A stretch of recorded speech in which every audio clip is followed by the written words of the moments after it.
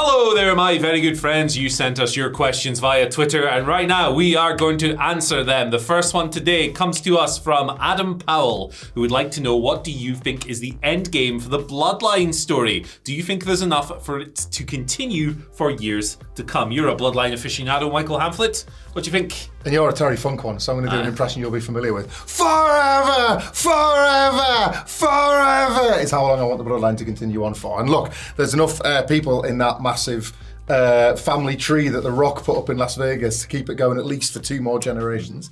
I don't have a problem with it featuring as part of WWE's TV, as long as they want. Although I think the longer you kind of keep it out of the world title picture, the tougher it is to maintain. What was so ingenious / infuriating, depending on where you sit on the Bloodline, was that the longer Roman Reigns held the title and held a stranglehold over the title, the longer the Bloodline felt believable. Yeah. The more it felt credible. The idea that I think they've done a fantastic job with the Ula Fala. It's this thing that is a trophy that matters just as much as the title itself, but it is wrestling at the end of the day. It's got to be about the belt. It's got to be about what it is to be the very, very top. Yeah. Solo Sikoa is a total fraud, and that's fine because they've made it part of the story now. Roman Reigns can't be champion forever, and moreover, he finds himself in a very interesting political war with Cody Rhodes about who is the actual number 1 guy. The Rock will win it all and then drop it the next night without actually losing it, so he's not there all the time. So I guess my long answer to a short question is they've probably got another year with it as the top story in WWE, but as a constant rotating feature of the company, as long as they want. As long as there's wrestlers to use for the bit, I think it survives as a mid-card thing, as you keep mixing the stables up, you can do stuff in the tag divisions again with the Usos and the Guerrillas of Destiny and all that sort of stuff. But yeah, world title picture, it's probably only got, I reckon, maybe another 2 WrestleManias. Yeah. Not bad. No, it's pretty good. You're talking 4 in total, 5 in total or something there. I think that, you'd imagine that they're going to get to The Rock and Cody sooner rather than later. I look forward to more promos where he insults Cody's dog. That was always good stuff. Given the rumours around this coming WrestleMania and them and maybe a freeway with Roman, but you've also got to get to The Rock and Roman at some point. And Dwayne Johnson's a busy man, but he's also a very egotistical man, and he'll want to do that job. That job? No, he won't want to do. He ain't doing no jobs in this storyline, brother. There's a lot still to get to. The question is on the week to week. How do you sustain interest for another year with if Cody moves on to something else and Roman moves on to other things as well? Well, Jacob Fatu, obviously great potential as a main event storyline. Him breaking away from Solo eventually is going to be very big for him, I feel. Then who do you fold back in? Who do you take out? They're finding a 19th wind at this point with the reintroduction of the Usos. So there's still plenty left to do. Obviously, the answer in wrestling is always just keep doing it for as long as the crowd is engaged. I do think week to week it will start to be more of a challenge once they've moved past this hurdle, but then I've said that in the past and been completely wrong. I would not be surprised if this was still going on for another 3-4 years, honestly. And again, as we've said, it's kind of amazing that you can even, and it's not even milking it, because that would suggest that the idea is out of juice. It's the fact that they continue to do it and find new stuff, as you say, is what the real credit milking it is what Chris Jericho is currently doing. We're going to move on. Please. I had to watch that ladder match last night. John Harrison at Wrong Function. Thank you very much, John.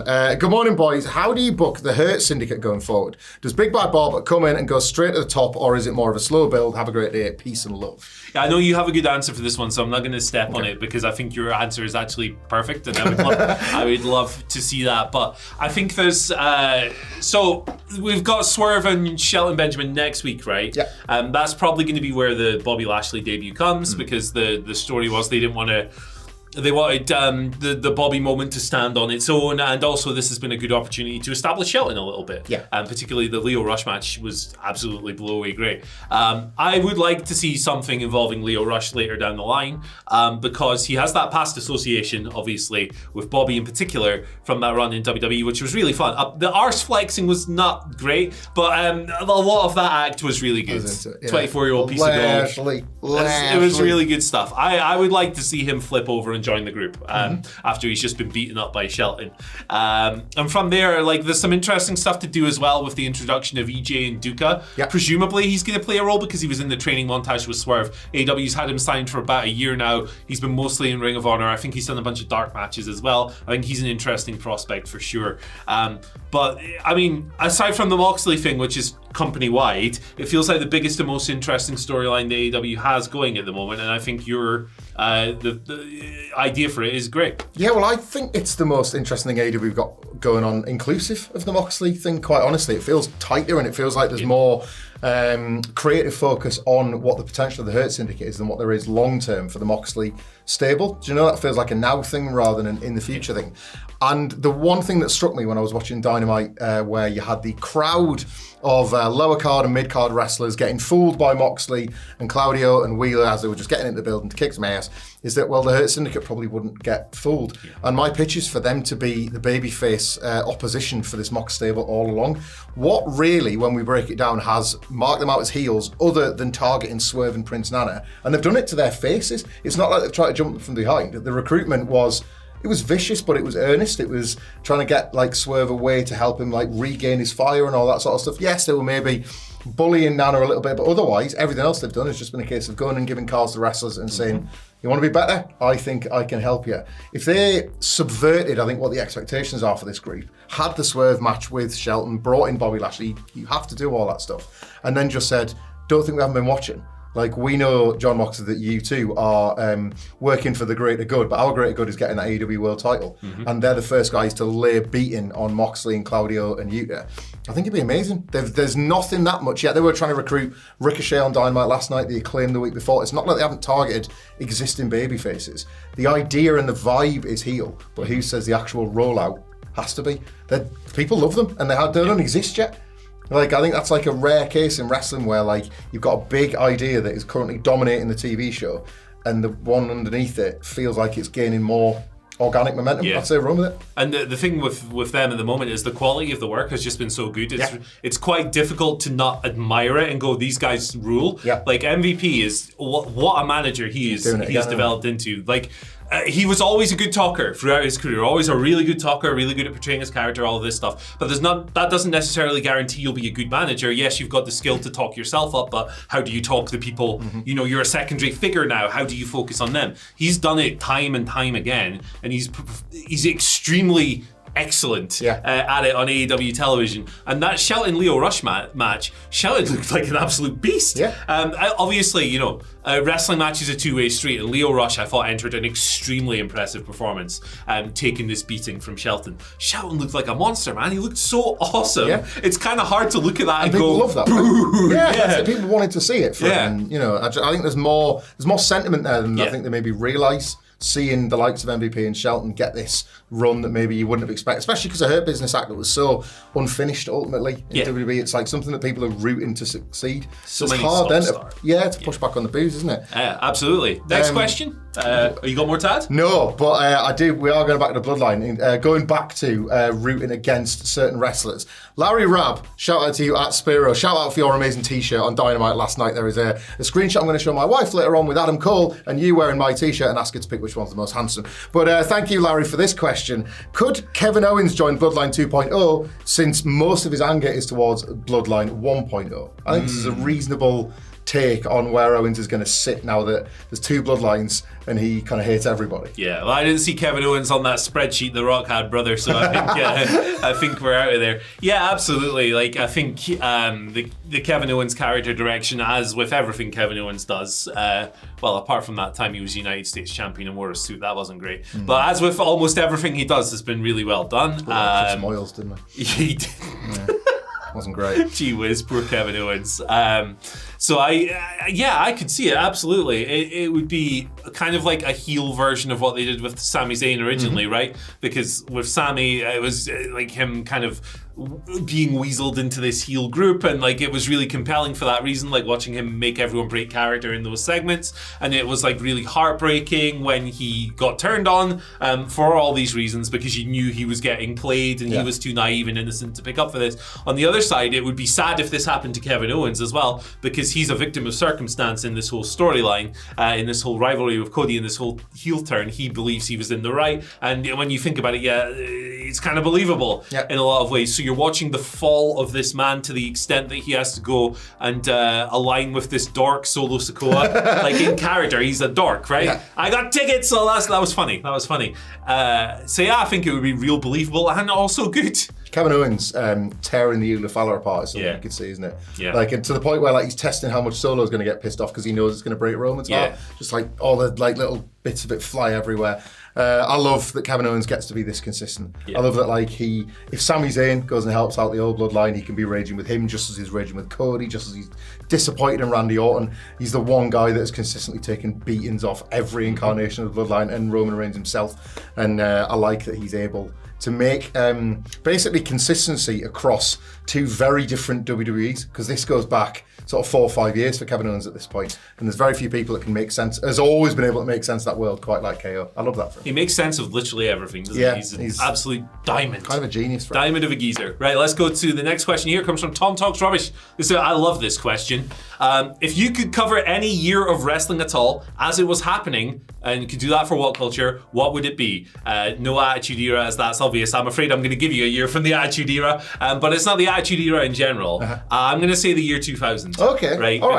Because this would give me both sides of stuff that I enjoy covering. I enjoy covering stuff that is just absolutely great, 8 out of 10 and above, best stuff you've ever seen, and I enjoy covering 2 out of 10 and below, worst stuff you've ever seen in your life, and laughing at it. So what you would get in this situation is WWF having one of the best years in its history, weekly TV popping off left, right and center, Raw and SmackDown both appointment viewing, some of the most over stars in wrestling history, glory days, glamorous, glitz, all this stuff. It's incredible. You can't miss a single minute of this show. And when you change the channel and you watch WCW, you get the biggest piece of you've ever seen in your life. WCW in the year of 2000 is one of my favorite things to go back and revisit, because so many of those shows are just completely shambolic and fun to relive. I might say this differently, if I was to cover this in real time, maybe I would be hating my life watching Thunder every week. There'd be moments where you'd feel in a bit of a pit with it, yeah, but then something literally seconds later would pull you right back out. It would extend the arm. Exactly. That's Nitro. Exactly. That's the Nitro. Here comes Judy Bagwell on a forklift, Chief. It's only ever a story beat away. So I know you said no Attitude Era, but really I've got to give you an honest answer. That it's 2000, man. I think the Attitude Era started in 1997. So this is maybe not the answer that sort of fairly answers the question, but I don't want them coming up, don't worry. But 1997, week on week would be kind of perfect, because on WWE is a time of great change. I would say WrestleMania 13 is when the Attitude Era is ushered in. But then, of course, because WCW's business is so hot, you've almost got like a reverse Nitro to watch in the meantime. Yes, it jumps to 3 hours, which can be quite difficult, but the NWO is still peaking. The Cruiserweight division still feels futuristic. The mid-card doesn't feel quite as squashed by the throttling of the likes of Hulk Hogan and the Outsiders at that point. So WCW is fairly solid, and Raw is transcendent week on week. But I would count that as the Attitude Era, so I'm going to go for the year where everybody but me is wrong. 1995 World Wrestling Federation. I think that needs deeper coverage than simply to just say that it was the worst of all time, with Big Sexy as the worst drawing champion, with bin men and plumbers and all the other sort of cliched takes. You have pig farmers, there were many more like cliched takes you have on WWF from that year. I think it's perfect. I'll watch every single second of that for my own pleasure, for my own leisure time. I enjoy 1995. I would review every single In Your House. I would go back and I would watch all the Raws and the Superstars and the weekend television. I don't think the business got any better. And the best thing is nobody knows it, because absolutely nobody was watching. So everyone's wrong. Everybody is wrong about 1995. Everybody. Let us know your favorite year in wrestling history in the comment section below. I'm going to ask you another question now. Realign these orders. The next one comes from John Gowan, almost said John Green there, who would like to know, where do you see wrestling in 10 years? Radical change or more of the same? Thanks, legends. Have an amazing day. Thank you. You too. even though I killed your surname. 10 years. I'm pretty excited for it, you know. I'm pretty excited right now. This has been one of my favourite years to watch as a fan, but I'm very interested to see what happens when WWE's current boom comes to an end. Because one thing that's never happened in the 80s to early 90s, kind of mainstream boom for WWE, for that year 2000 Attitude Era, just absolute explosion back into pop culture. What's never happened off the back end of that when WWE does ultimately kind of fall out of favour is there hasn't been an established number two in business and able to capitalise. We saw in the late 80s, WCW was a mess going into the early 90s, really. That's how kind of Eric Bischoff got into that role and was able to have make such transformative decisions. Then in 2002, there was no WCW. There was alternatives on the horizon with the likes of Ring of Honor and TNA, but they both existed to serve, yes, very different, but different alternative audiences. They didn't exist to be an immediate and established number two. All Elite Wrestling right now is not in the best of health creatively, but financially it is sound as a pound. They've got the next 5 years taken care of, and odds are they'll likely have more and more years to come. They're not going anywhere. Tony Khan's not going anywhere. There will be another promotion in place ready to try and take audiences that feel disillusioned and disenfranchised with WWE when that bloom does come off the rose. And it might feel a long way away to those people that are sick of this WWE boom era. Well, you have my sympathy, but it might be a little while yet, but it will happen. History proves that these things do go in cycles. Not to the extent that promoters can use them as an excuse, but they do go in cycles. One day, WWE won't be this hot. And I am very, very curious to see what AEW does with that. It's uncharted waters. Yeah, for sure. I have quite a bleak outlook, just for me and my tastes and in general in professional wrestling. At the moment, when I go exploring and watch the indies and have a look at Japan, what's going on over there, catch up with Mexico, all this stuff, I don't see a lot of spark on the come up. I see a lot of very similar stuff across the board. Homogenization is a word that's been used a fair bit, and I think that's true. The indie scene has become more of a regional thing, which is fine in a lot of ways. There's still lots of good stuff going on in various companies around North America in particular. It's not quite what it was during the boom period of 2015-16 when you got your Zack Sabre Jr.'s and your Kenny Omegas and your Young Bucks and Will Ospreay just coming up and Jeff Cobb and all these, Chris Hero having just an incredible run.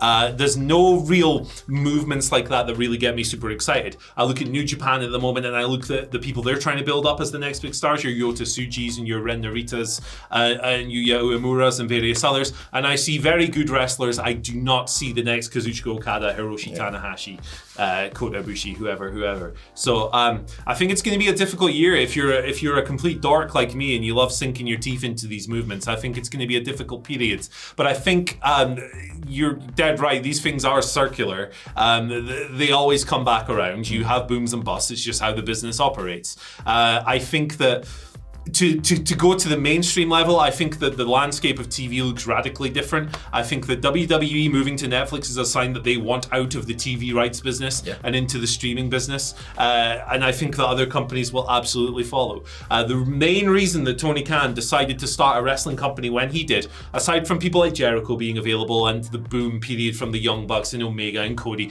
apart from all these talent being available, it was because he saw an opportunity with TV rights fees and the way they were trending upwards, and he thought, hey, that's a great deal of money to be made here. And ultimately with this new AEW TV deal, he has been proved right. However, this thing is ultimately a bubble that is someday going to burst. I think that it will be radically different. I'd love to see the introduction of a third major promotion. That'd be tremendous. But it would take another crazy billionaire, wouldn't it? Yeah. Tony Khan was kind of perfect for that in that he has infinite wealth, but he is also a total wrestling nerd who played EWR and was in E-Feds and stuff.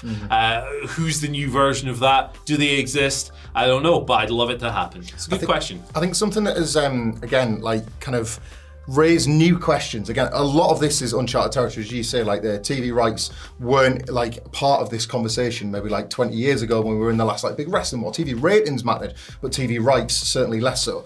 I think something that AEW, and maybe this does trickle down to independent wrestling and indeed the wider wrestling landscape at the moment, is I think there was always an obvious alternative that you could provide to WWE. WWE was so much in Vince McMahon's image, in every era. Even when it was successful, it was ultimately his image of pro wrestling, and that never jived with everybody across pro wrestling. You could pick the worst of something like WCW from the early 90s, and people would just rather have that flavour of ice cream, to use a wrestling analogy, than the one that Vince McMahon was often selling. WWE has done a remarkable job in this particular era through Triple H's creative, and a lot of the things he's borrowed from what he, like the fun he had in NXT, is making it feel like alternative proof. Like it's not the case, I don't think, but it feels like the WWE can present a version of everything. So they have someone like a Gunther as a world champion, while having a Jey Uso as one of their most over stars. They couldn't be more diametrically opposed as pro wrestlers, and yet they're both under the same umbrella. AEW in 2019 had like many, obviously, mission statements, but one of them was to just not be what those guys are doing over here, because it was alienating so many fans. It picked up the a millennial fan base that felt empowered by CM Punk and Daniel Bryan, and then were left to fester when those men weren't effectively pushed. I don't think the alternative has revealed itself yet, because WWE is yet to feel like it's alienating. It will. This is what I mean. This will happen. There will come a time where it does one or two things too often, where fans are like, I need something different, and that's when other wrestling can strike again. Yeah, that's an excellent point. Do you need an alternative when the big company, the biggest company in the game, is satisfying so many people? Yeah. Great question. We'll go to Love Wrestling, and I wonder if that is true in 2024. I'll be interested to find out. But Love Wrestling is asking, does AEW get away with some practices WWE gets or used to get right or wrongly criticised for?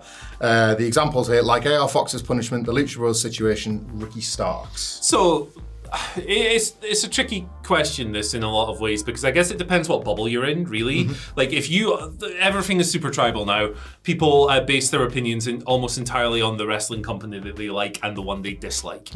So if you are super WWE centric and you follow a lot of pro WWE accounts, and you like maybe laugh at some of the botch accounts and all of that stuff, you might be of the impression and the opinion that AEW gets away with no criticism and all this stuff. Alternatively, if you are super hardcore AEW fan and you don't like the Fed and your followers align with that, you're probably going to see a lot of the opposite. So I genuinely think that the AEW gets us, maybe not as much, because WWE is a bigger company, right? And it's involved in various very serious lawsuits at the moment, which are garnering mainstream impact. So if you were to sit there and tally up the nasty things people have said about WWE, it's probably going to be a bigger number just by scale. But at the same time, like, I don't think a lot of these AEW practices go uncriticized. Things like extending Rey Fenix's contract has been ripped apart by most logical critics, and like the AR Fox punishment, I always thought was completely baffling as well. I think that again, it just depends where you're getting your stuff from as well. Look, we experience it ourselves. When you criticize WWE, you are biased towards AEW, and when you criticize AEW, you're pro-Fed. It just depends how you operate online and the outlets and stuff that you're exposed to, and the Twitter accounts and stuff that you're exposed to. You don't want to ever come across like some sort of like, I don't know, patronising, above it all person on an app like Twitter, where everybody's just in the sludge all day long. But ultimately, I think, like inadvertently or by the app's design, you kind of find yourself in either an echo chamber where all your takes are reinforced, or you find yourself exposed to stuff that you hate, because it's that's going to keep you scrolling and pulling down on the one-arm bandit. I don't think at this point, like for example, I'm a football fan and my team has a nearest rival, but I don't engage enough with football Twitter to see any of my team's rival posts. I simply just see teams from mine, including Adam Nicholas there. Like, this is the point. It's just, I don't get that because I don't have a massive engagement on football Twitter, but I'm sure if I did, it would be substantially more like violent and sociopathic than a wrestling one. I think ultimately, you're right about like outlets you choose. Pick your outlets wisely. If you're watching this, you've picked a good one. And to Murray's point, we'll get those accusations of bias towards both companies on a daily basis. So we're effectively the BBC.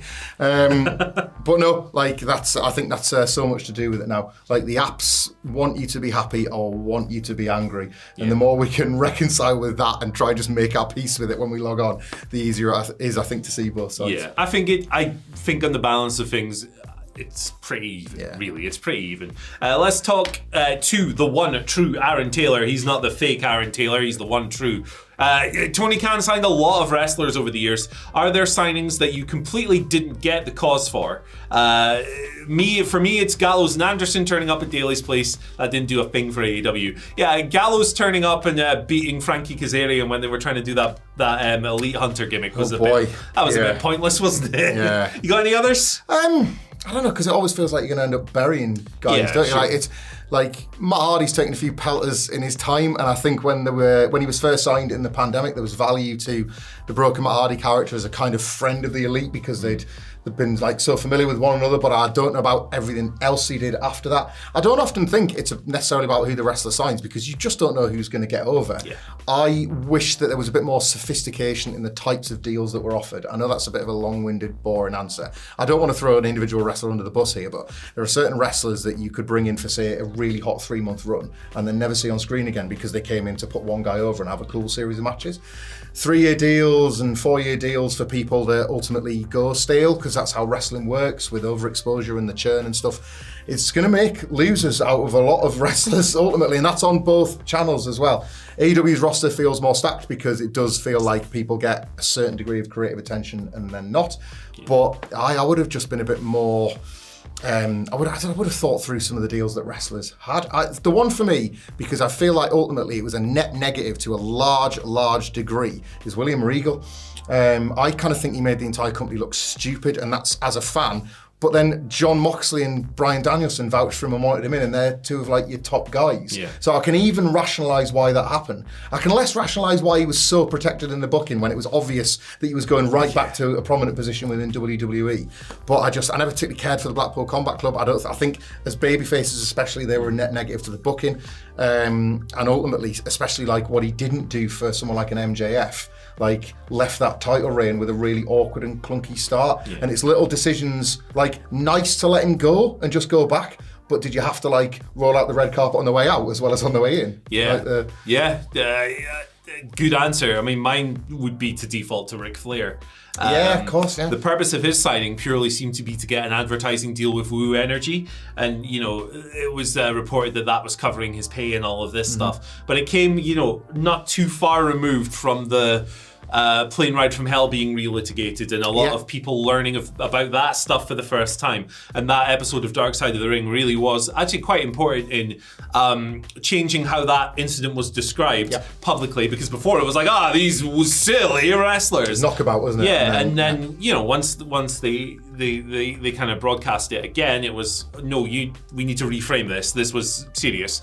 Some really ghoulish things happened on this plane journey. So it got the reception it deserved, honestly. Like, obviously, online you are in a little bit of a bubble, but at the same time, I didn't see many people going, hell yeah, Ric Flair's here. I know he's Sting's friend. I know they wanted to use him as part of the retirement story, but I don't think the retirement story would have lost any juice if you had just not used Ric Flair. It's pretty simple. Yeah. Like, what value did he add, really? And I didn't even like seeing the Woo Energy thing on the screen. When you were seeing in the background, a big cartoon face. Garish. Garish. Like they shouldn't have signed that prick from the Texas Chainsaw Massacre for that Jeff Jarrett match. He was an asshole. Yeah, that guy. Cutting people up. It did raise a lot of money for charity, though, so that's good. It was, I want to believe it was Tony Khan, even if he debunked the rumours himself. I want to work a match. Here's how I do it. Put me in the Texas Chainsaw Massacre. Right, Andrew Richardson. Hi, legends. Hi, Andrew. As things currently stand in WWE, what do you think the main event would look like on the first episode of Raw on Netflix? Have a great day. You yourself. John Cena versus Cody Rhodes. Why not? Oh, yeah. Why not? I mean, why not book some all-star crazy match, right? Like, you might as well go all out for this. Now, John Cena versus Cody Rhodes, they might want to tell like a longer story, maybe with Cena going after the record and making it his own with world title wins. They'll probably try and do that at some point throughout the year, right?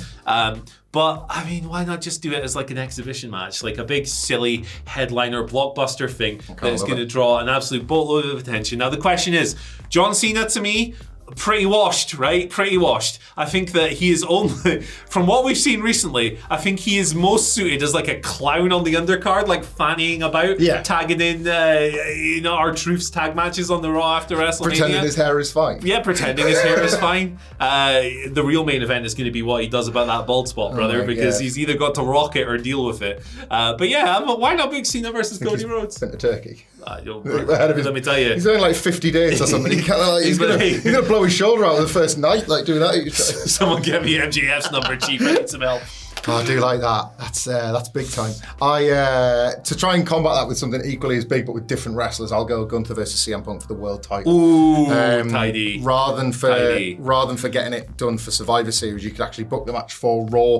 You could have Gunther win in a number of different ways, but it still allows Punk to enter the Rumble to try and get his WrestleMania main event and second title shot. You think he's going to injure his chest with a chop, don't you? I've got a devious idea, man. Go on, then. I've got a devious idea. You know the theory that WWE is testing CM Punk? Yeah. Right?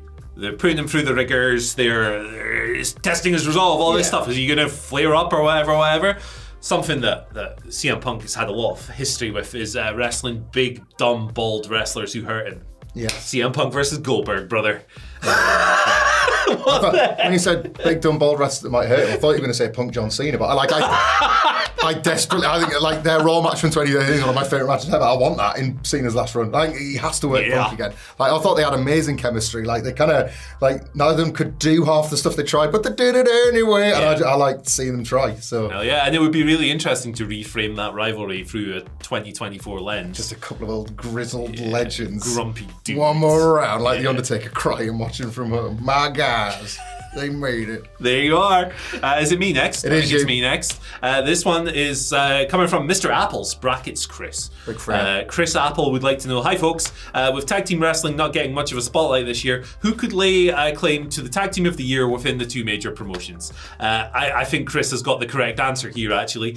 For me, for sheer consistency of fantastic matches, it has to be Fraxium, which is wild that an NXT act is arguably the best. I don't even think it's arguably, my friend. What do you think? Same. I think they're going to sweep the board this year, Fraxium. There's a lovely runner on NXT at the moment where they have been teasing their split for a while because like Nathan Frazier's getting pretty arrogant and Axiom's just trying to like be the more balanced babyface of the two. So it always feels like they're going to split up. Then they wrestle a team and they beat that team and that team splits up. But then there's been a banger in the process that's kind of gotten Fraxium more over, and you kind of wonder, well, now if you split up, you're going to be at the top of your game. And then they find a new top of the game, and a new top of the game, and a new top of the game.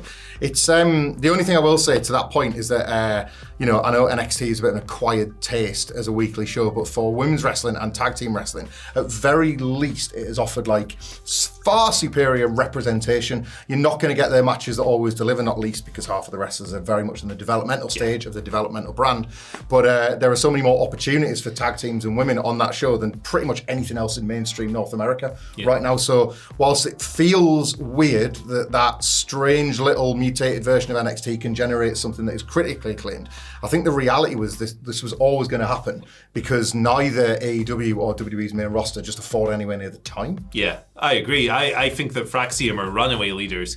I mean, realistically, if I'm to think of like teams I could credibly put an argument forward for, right? The Wolf Dogs existed for about 2 months. Yeah, but my goodness, were those 2 months good. NXT again. Also, Jade Cargill and Bianca Belair, right? The match quality, if you want to make that argument, maybe not, but like they're presented extremely well. They have great chemistry. All of their storylines have popped.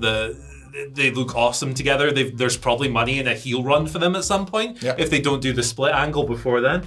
Over in AEW, I mean, there's not really a lot. There's not a great deal. This Young Bucks reign has certainly had its moments. And look, if you want to talk about the Young Bucks, the Sting match was incredible, but it's, the circumstances are once in a lifetime. The Kyle Fletcher and Will Ospreay match I thought was great as well. And there are probably many more that I'm missing. So they do have a list of good matches, but creatively they've been all over the map. The storyline with the power struggle was dropped cold almost, it fizzled out, and they have also a lot of matches where they just kind of look like they're going through the motions. So for me, it's a Fraxium runaway win. As odd as it seems to say as well, because I don't think anybody can quite figure out where they sit as comedy versus credible. Like the Outrunners are organically massively over. Like I think we're still yet to see, probably when they feud with FTR, whether they're for the long haul or whether it's just been like a nice bit of fun. But at least the reactions show that something is happening there. So yeah, it's far from dead, but it's not been a banner year in those big shows for tag teams. No, definitely not. No, definitely not. Fraxium for me too. My last question today from Fat Boy. Thanks, Fat Boy. With AEW having You're so in many good company with us. With AEW having so many talented wrestlers under contract, why is Collision so missable? Is this because Tony is booking too much? Could they benefit from someone like Double J taking over the creative from that show? I mean, I love where you're going there, Fat Boy. But, what's your take on that, Murray? He doesn't book enough on the show to make it, and it's the same problem with Rampage. It may be a bit less pronounced on Collision because you do get some fun stuff, right? Yeah. You get like the Beast Mortos showing off and hologram and other other fun things. There are good matches on Collision, don't get me wrong, but there's very little on that show to make it appointment viewing, is there? There's very little in the way of like exclusive storylines playing out that you simply cannot miss. The card often feels like it's thrown together on a whim. I think it's probably a consequence of Tony Khan having like 20 million jobs to do in his extremely busy life. And the great irony of AEW creative is that the common argument is that Tony could probably use help, and yeah, he could. At the same time, they have 27 people involved in creative. So what are these other 26 people doing? I do love the idea. You know, we got that little run at the start of Collision where Punk was pulling the strings and banning the head of talent relations from the show, which was funny. You gotta laugh. And then we got a little Danielson period over there as well, and good TV. Like I was really into Collision early on, because it felt driven and like it had a sense of purpose. It needs to recover that. It needs to not feel like 70% of the show is AEW dark and predictable squash matches, and I like a squash, but it shouldn't be the basis of your entire show. There's a lot that goes into it, and it's kind of annoying the way it's gone, really. Yeah, we had a question recently about a brand split, and I always think that's so associated to Raw and SmackDown and different coloured T-shirts that the well's been poisoned. Yeah. But the best I've felt about Collision since Punk left was the Arlington run of shows. Yeah. And I think one of the reasons why that was because they were running out of this same venue every single week. It was a smaller but more engaged crowd, and the wrestlers were Collision exclusive. That was kind of where Hologram had his like big start, and where the Beast Mortos was able to graduate to becoming a Dynamite regular. And I think there's something in that. You don't have to call it a developmental show. You don't have to call it a brand split. But if you have wrestlers other than FTR and maybe a couple of others that are just Collision exclusive, I think it will start to feel like a meritocracy again. AEW has done away with its rankings. AEW has done away with its feeling of an actual hierarchy before title shots. But when Tony Khan defends it, he does talk about wins and losses and who's done what to who on television. So somewhere they're remembering that stuff used to really matter. Make Collision the vehicle for that. Make it feel like if you're tuning in on a Saturday, you're going to get these same 30 to 35 wrestlers, but one of them might get the Dynamite jump. And in the meantime on Dynamite, somebody might be looking below and thinking, I'm going to end up on Saturdays if I keep losing. Just make it feel like a more dynamic part of AEW's I'm going to use a Sidgwickiism, narrative ecosystem than just, as he also referred to it, as Dark Elevation on a Saturday. Like, it's felt since Punk left like it was built to serve loads of masters and serves none of them. I think it could actually still serve a purpose, but people just have to accept what it is as a B show rather than a kind of, should I watch it? I can give no specific reason. Yeah, but I might miss it. Well, I'm giving no specific reason to watch that either. It's just, it no longer feels like it even fits in with AEW's current model. Make it make sense again. Yeah, and then you got Shockwave potentially coming along. Oh, Jesus. It's difficult balance. Yeah, a lot of work. Oh, no, everything I just said, but Shockwave instead. A lot of work for Tony Khan to do for sure, but thank you for joining us today. If you like this video, check out this one right here. We will see you soon. Bye.